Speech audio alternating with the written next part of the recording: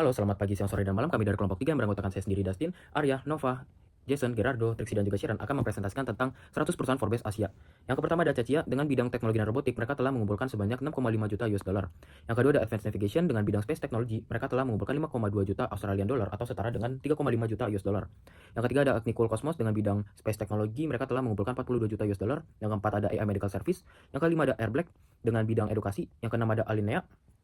Yang ketujuh ada Alfie Health dengan bidang bioteknologi dan kesehatan. Mereka telah mendaftarkan 400 perusahaan India untuk layanan kesehatannya dan telah mengumpulkan 5,5 juta US dollar. Yang kedelapan ada Apple Krambi dengan bidang e-commerce telah mengumpulkan 4,2 juta US dollar. Yang kesembilan ada Arts Space dengan bidang space technology. Yang ke-10 ada Arti Motors dengan bidang manufaktur. Mereka telah mengumpulkan 10,8 juta US dollar. Yang ke-11 ada Bebes Automotive Electronics dengan bidang manufaktur. Mereka telah mengumpulkan lebih dari 50 juta US dollar dari investor. Perusahaan ke-12 ada Bit Sensing yang didirikan di Korea Selatan dengan bidang teknologi dan robotik. Yang ke-13 ada Blue Sheets dengan bidang teknologi dan robotik. Mereka telah mengumpulkan 6,5 juta US dollar. Yang ke-14 ada Botsing dengan bidang teknologi dan robotik. Mereka telah mengumpulkan 5,2 juta US dollar dalam seri A. Yang ke-15 ada Kering dengan bidang bioteknologi dan kesehatan. Mereka telah mengumpulkan sebanyak 55 juta US dollar dan menjadikan mereka perusahaan dengan perawatan lansia yang paling banyak didanai di Korea Selatan. Ada Cherit dari Jepang dengan total dana 44,4 juta dolar dengan deskripsi pengembangan display AR ringan untuk kacamata pintar. Ke-17 ada Dealcard dari Pakistan dengan total dana 4,5 juta dolar dengan deskripsi aplikasi belanja kebutuhan pokok dengan harga terjangkau. Ke-18 ada Diantara dari India dengan total dana 12 juta dolar dengan deskripsi platform pemantau objek luar angkasa untuk keselamatan orbit. Ke-19 ada DigiVD teknologi dari India dengan total dana 9,56 juta dolar dengan deskripsi layanan keuangan digital untuk peternak sapi merah.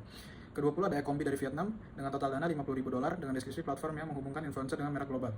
Ke-21 ada EcoSpirits dari Singapura dengan total dana 17,6 juta dolar dengan deskripsi solusi pengemasan ulang untuk mengurangi limbah botol kaca. Ke-22 ada IF Polymer dari India dengan total dana 6,6 juta dolar dengan deskripsi polimer hidrogel organik untuk meningkatkan retensi air tanah. Ke-23 ada Eclogics dari Hong Kong dengan deskripsi teknologi AI untuk meningkatkan kualitas telur dalam EVF. Ke-24 ada Electric Pay dari India dengan total dana 11 juta dolar dengan deskripsi platform pengisian daya dan pembelian kendaraan listrik roda 2. Ke-25 ada MLG Group dari Selandia Baru dengan total dana 12 juta dolar dengan deskripsi layanan perbankan digital untuk usaha kecil dan menengah. Ke-26 ada IM Motor AD dari India dengan total dana 20 juta dolar dengan deskripsi produsen sepeda listrik dengan jangkauan hingga 80 km per pengisian dayanya. Ke-27 ada NEC dari Jepang dengan total dana 53,2 juta dengan deskripsi bursa energi daring real time untuk perdagangan listrik dan bahan bakar. Ke-28 ada Entropic dari India dengan total dana 25 juta dolar dengan deskripsi analisis emosi berbasis AI untuk riset pasar. Ke-29 ada Epigenic Therapeutic dari Tiongkok dengan total dana 32 juta dolar dengan deskripsi terapi gen berbasis epigenem untuk penyakit kronis. Di 30 ada ISQA Cosmetics dari Indonesia dengan total dana 10 juta dolar dengan deskripsi merek kosmetik vegan pertama di Indonesia.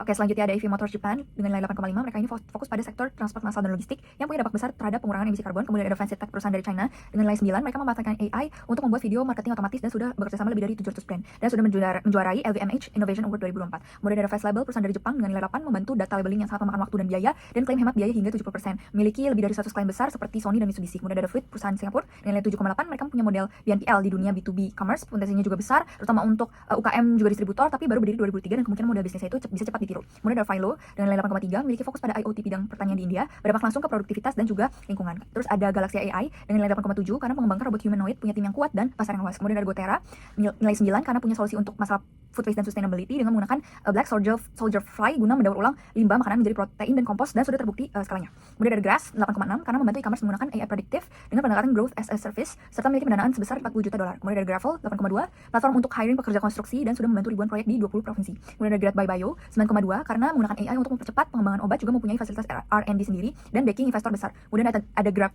Wrap dengan nilai 8,8/10 membuat produk ramah lingkungan yang kompostable untuk rumah tangga dan bisnis dan sudah didukung oleh Woolworths and Grildy. Kemudian ada Hello Clever 7,9 memakai model buy to earn dengan cashback instan dan sistem pembayar real time tanpa chargeback, namun masih butuh lebih banyak merchant dan pengguna agar efek jaringan dapat berjalan. Kemudian ada HitPay 8,5 menyediakan solusi payment all in one untuk UMKM yang mendukung seperti e-wallet, kartu kredit, bahkan sudah ekspansi juga ke Malaysia dan Thailand. Kemudian ada Hungry Hub dengan nilai 7,7. Ini tuh platform restoran yang memiliki sistem mirip mix antara open table dan voucher deals, namun mereka ini tidak memiliki banyak informasi soal ekspansi atau inovasi terbaru. Kemudian di urutan ke-45 ada iFarmer dari Bangladesh yang mendapatkan nilai 7,5. Mereka menyediakan platform digital untuk petani yang potensi berdampak yang kuat bagi lingkungan. Kemudian di urutan ke-46 ada iMotorbike dari Malaysia dan juga Vietnam yang mendapatkan nilai 6. Mereka merupakan pasar daring untuk sepeda motor yang fokus pada kepercayaan dan juga kenyamanan. Mereka mendorong untuk menjaga lingkungan dari polusi. Kemudian di urutan ke-47 ada India Gold dengan nilai 6,8. Mereka merupakan platform emas digital yang fokus terhadap mengikuti budaya India, namun mempunyai dampak buruk bagi lingkungan yaitu penambangan emas. Ke urutan 48 ada SBIM dari Hong Kong yang mendapatkan nilai 6,5. Mereka menyediakan perangkat lunak konstruksi yang fokus kepada efisiensi dan juga pembangunan keberlanjutan. Kemudian di urutan ke-49 ada Genfi dari Singapura yang mendapatkan nilai 6. Mereka merupakan fintech untuk bisnis daring untuk solusi pembiayaan. Kemudian di urutan ke-50 ada Jigspace dari Australia yang mendapatkan nilai 7. Merupakan sebuah produk inovatif dan juga berpotensi tinggi untuk membantu mengurangi bahan fisik penggunaan energi perangkat AR. Kemudian di urutan 51 ada KID dari Singapura dengan nilai 6,5. Mereka membantu keamanan permainan untuk anak-anak yang fokus kepada etika dan juga kepatuhan. Kemudian di urutan ke-52 ada Kiwi Fiber yang mendapatkan nilai 6. Mereka menyediakan layanan internet dan juga membantu merubah dampak infrastruktur penggunaan energi dan juga limbah elektronik. Di urutan 53 ada Light Matrix dari India yang mendapatkan nilai 6. Mereka menggunakan AI untuk keselamatan jalan dan juga berpotensi dampak sosial positif. Di urutan 54 ada Lista dari Philippines yang mendapatkan nilai 7. Mereka merupakan fintech untuk UKM yang menyediakan alat keuangan yang mudah digunakan. Untuk urutan ke-55 ada Little Joy dari Indonesia sendiri yang mendapatkan nilai 5, yang merupakan e-commerce untuk produk baik yang fokus kepada penjualan daring, namun tidak terlalu baik untuk lingkungan karena keberlanjutan produk yang buruk. Di urutan ke-56 ada Live In di India yang mendapatkan nilai 6. Mereka menyediakan platform untuk co-living yang juga fokus pada tren gaya hidup. Mereka berpotensi untuk efisiensi sumber daya dalam hunian bersama. Di urutan ke-57 ada M-Village dari Vietnam yang mendapatkan nilai 6. Platform co-living, mereka merupakan platform co-living sama seperti Live In di India. Untuk urutan yang ke-58 ada McEasy dari Indonesia yang mendapatkan nilai 6, yang merupakan teknologi logistik yang fokus terhadap efisiensi. Lalu yang ke-59 itu ada Mass Bio, digital twin untuk prediksi penyakit kronis B2B medis tapi kurang menjangkau pasien langsung. Rate-nya 8/10. Yang ke-60 itu ada Mind.is, platform thrifting saran sukses di Korea, target pasar anak muda hemat, tapi tergantung tren. Rate-nya 9/10. Yang ke-61 itu ada Mober, pengiriman ramah lingkungan dengan EV, partner IKEA tapi masih fokus B2B.